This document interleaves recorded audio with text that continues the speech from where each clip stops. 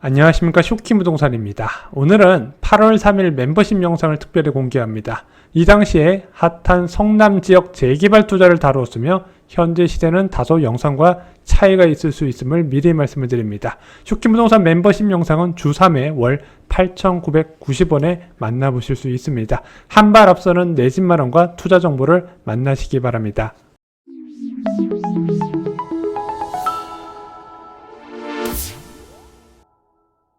안녕하세요, 멤버십 가족 여러분. 오늘은 4월 이후에 오랜만에 재개발 투자를 좀 다루도록 하겠습니다. 먼저 재개발에 대해서 저희가 갭 투자를 우선시하라고 말씀드렸는데 이젠 재개발도 볼 때가 됐어요.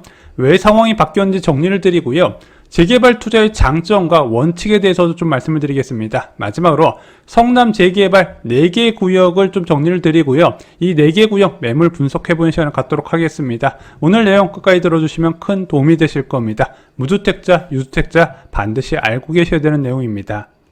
최근 멤버십 영상에서요, 입주권을 많이 다루었어요. 왜냐면 이제 분양가가 급등하면서 입주권이 더 나은 대안이 됐거든요. 단순하게 분양가보다 입주권이 더 싼 것뿐만 아니라 이제 로얄동의 로얄층 옵션도 다르다 보니까 실질적인 실익이 더 큰 게 입주권이 됐습니다. 자, 그래서 저희가 시간 리스크가 없는 착공한 사업장 위주로 추천을 드려왔어요. 근데 착공하지 않는 사업장의 입주권은 개인적으로 아직까지는 추천을 드리고 있지는 않습니다. 리스크에 비해서 비싼 매물이 많기 때문이죠. 저희가 2월부터 멤버십을 운영했지만요, 재개발 주택 추천은 거의 안 드렸어요. 왜냐면은 기존 주택과 재개발 주택 중에서 뭘 사야 돼요? 당연히 기존 주택이 우선이라고 말씀드렸죠. 기존 신축이나 준신축 먼저 갭 투자를 하라고 많이 말씀을 드렸습니다. 이게 장점이 있는 게 주택가격 회복 시기에는 신축이나 준신축 중심의 상승세가 먼저 나타나고요. 또한 전셋값도 동반 상승을 하기 때문에 자금 회수도 용이해요. 그래서 재개발보다는 기존 주택이 더 유리하다 말씀을 드렸죠. 자, 하지만 상황이 바뀌었습니다. 일단 지금 청약시장 과열 조짐이 보이고 있고 기존 주택, 신축 아파트 중심으로 주택 가격이 많이 반등을 했습니다. 이것으로 재개발 사업성이 크게 개선이 됐고 신축 아파트 가격 상승으로 기대 이익도 확대가 됐어요. 그래서 이제는 재개발을 알아두실 때가 됐습니다. 조만간 이쪽으로도 많은 자금이 몰릴 것으로 예상이 돼요.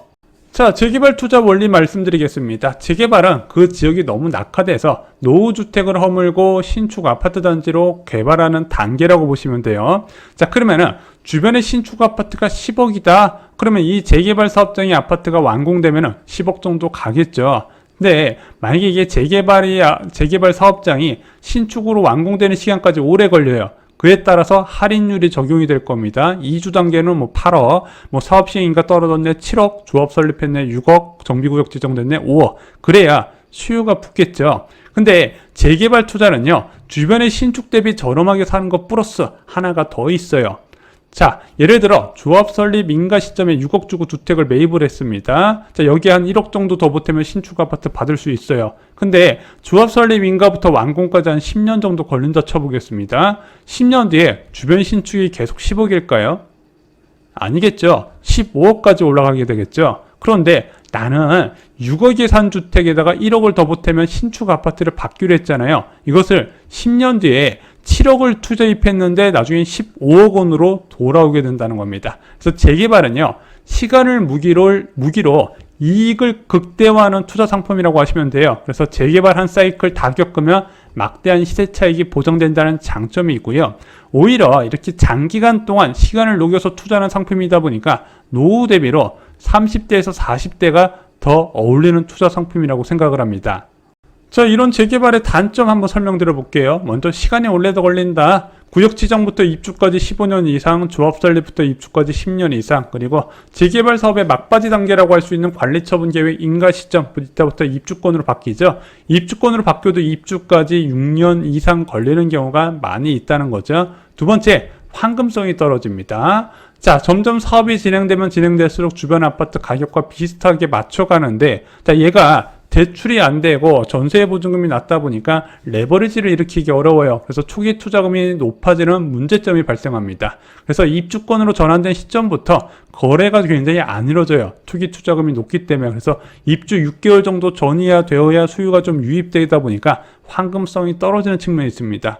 또 하나, 자, 이런 재개발 사업은요, 이번 올해 겨울처럼 위기 상황이 발생하게 되면 거래가 아예 시가 마르는 단점도 있다는 겁니다. 이런 낮은 황금성도 체크를 하셔야 되고요. 마지막으로 추가 분담금 리스크, 별의별 이슈가 다 터지면서 이게 다 돈으로 연결이 됩니다. 이 세 가지가 대표적인 재개발 사업의 단점이에요.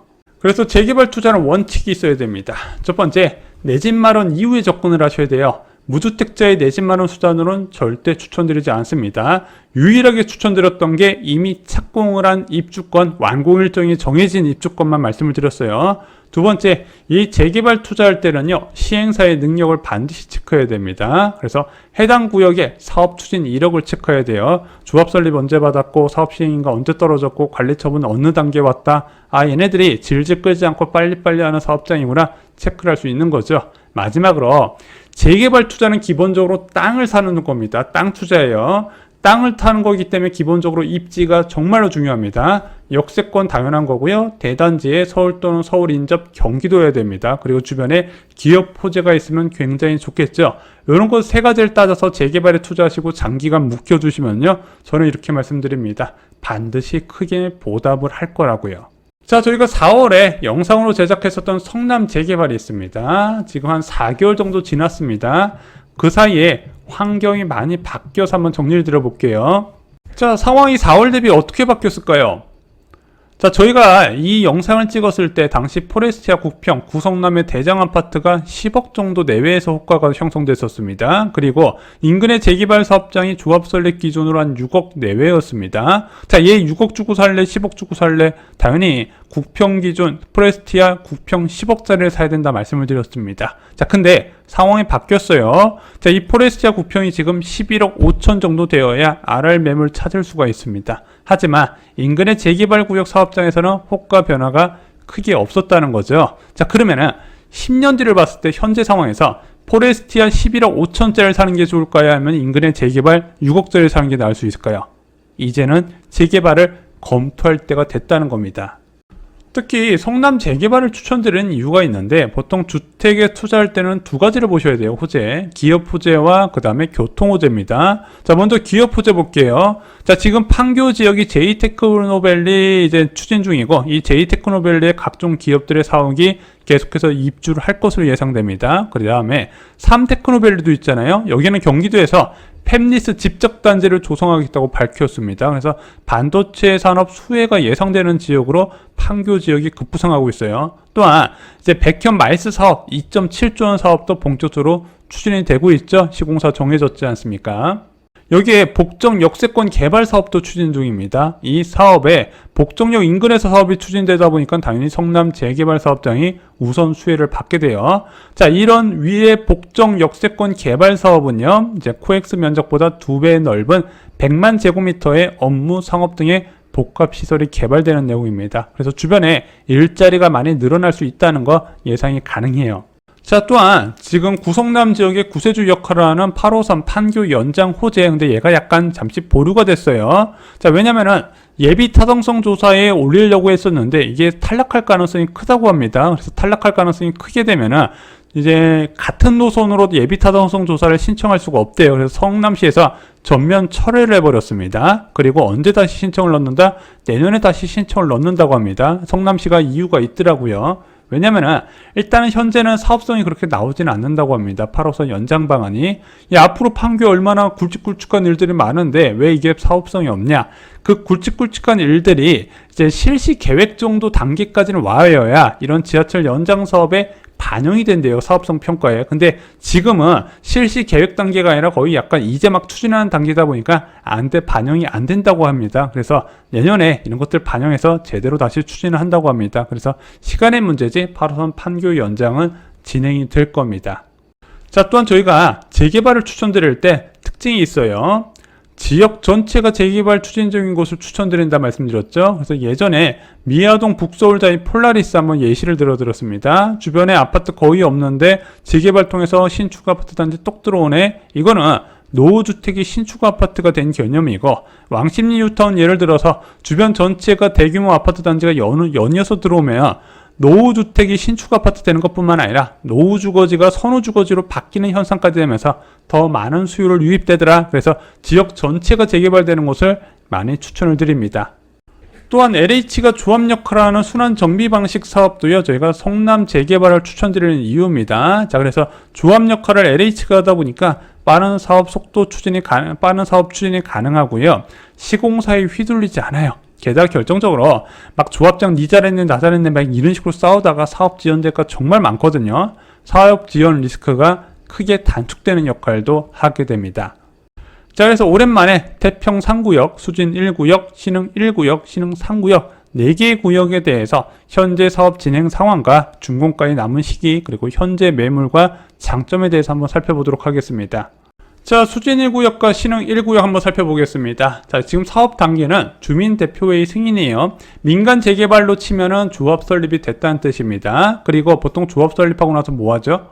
시공사 선정하죠. 수진 1구역과 신흥 1구역은 둘이 똑같이 2022년 12월에 시공사를 선정하게 됩니다. 자, 그러면은 아까 조합 설립부터 완공까지 얼마 남았다 말씀드렸죠? 보통 입주까지 10년이라고 말씀드렸죠. 물론 홍보 문구 보면은 뭐 1년 만에 뭐 사업 시행인가 떨어지고 뭐 1년 만에 관리 처분 계획인가 떨어지고 뭐 이런 식으로 홍보를 하는데 그냥 여유 있게 10년 남았다 이렇게 접근하시면 좀 편하실 겁니다.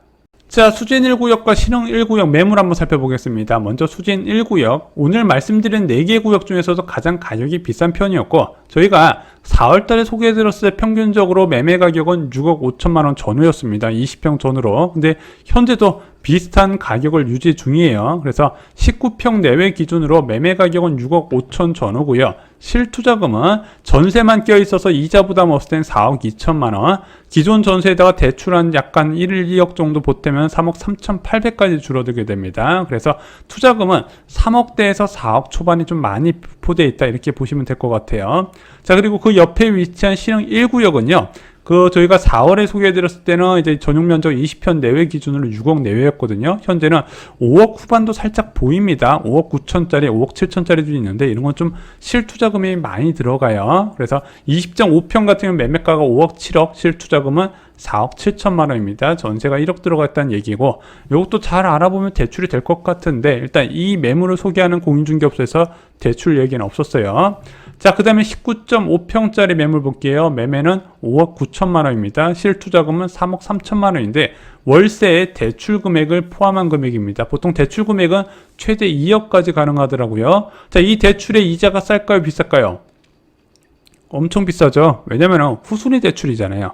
후순위에다가 좀 위험 리스크가 있다 보니까 보통 1금융권이 아니라 2금융권에서 받기 때문에 2억을 받는다 하더라도 이자 부담은 적지 않을 것으로 예상이 됩니다. 하지만 이것이 이자를 상환할 능력이 있는 분들께는 그렇게 초기 투자금 적은 곳에 들어가셔도 나쁘진 않다고 보는데, 가급적이면은 사업이 장기간 오래 지연될 가능성 때문에 대출을 끼기보다는 전세 보증금이 높은 곳을 선택하는 게 좋지 않냐, 이렇게 개인적인 사견을 덧붙입니다. 그래서 수진 1구역은 올해 4월달과 가격 변화가 없고요. 신흥 1구역은 한 1,000만원에서 2,000만원 정도 오히려 낮아지는 흐름을 보이고 있습니다. 그럼 오히려 기회가 될 수 있다는 거예요. 자, 신흥 1구역 역세권에 20평 땅을 5억 7천에서 5억 9천만 원에 살 수 있다.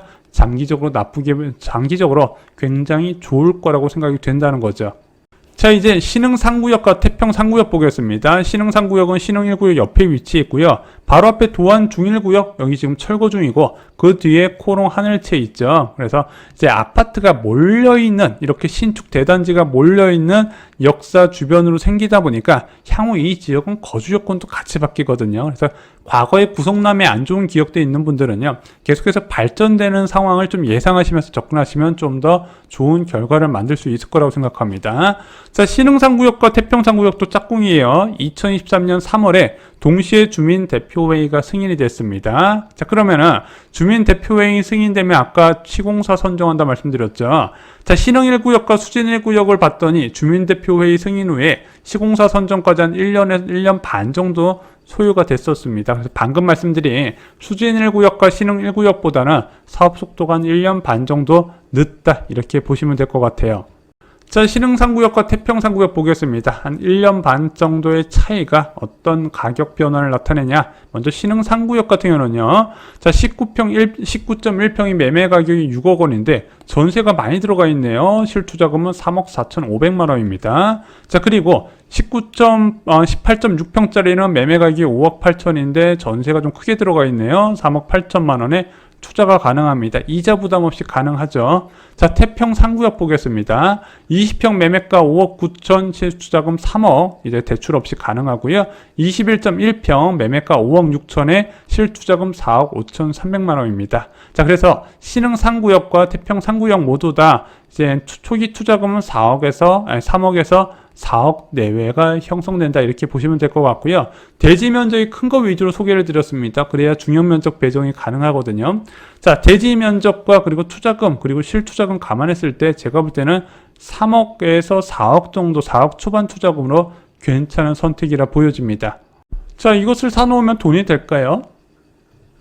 입주까지 보유하면 정말 큰 돈이 됩니다. 다시 한번 말씀드리면 재개발은 입주 때 한꺼번에 보상을 받게 됩니다. 그래서 금리가 높을 때 재개발을 장기적 관점에서 투자하면 좋은 결과를 만들어요. 근데 보통 재개발에 투자에 물렸다는 얘기 많이 들어보셨죠? 그럼 왜 그러냐? 무주택자가 또는 아니면 자금 여유가 별로 없는 사람이, 자, 이 금리 고점 시기, 부동산 버블 꼭대기 시기에 이런 재개발을 투자했다가 자, 장기간 물리는 현상 때문에 나타나게 되는 겁니다. 하지만 지금은 제가 볼 때는 타이밍상 재개발 나쁘지 않다고 보는 거죠. 여러분들, 저희가 갭 투자든 입주권이든 다양하게 소개해 드리는데 그 포트폴리오에 재개발도 한번 넣어 보시기 바랍니다.